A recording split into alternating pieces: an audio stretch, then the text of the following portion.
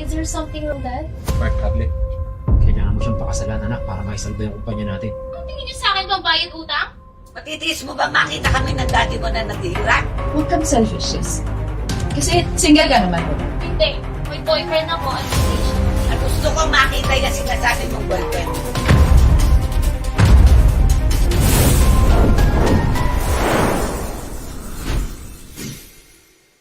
Anak?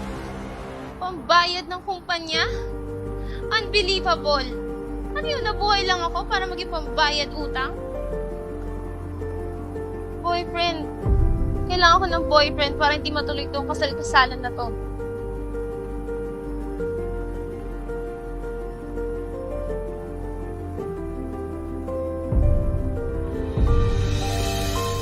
Please, tulungan mo ako.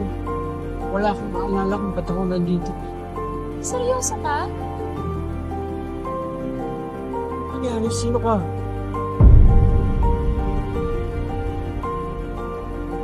Ako to si Nata. Ang girlfriend mo.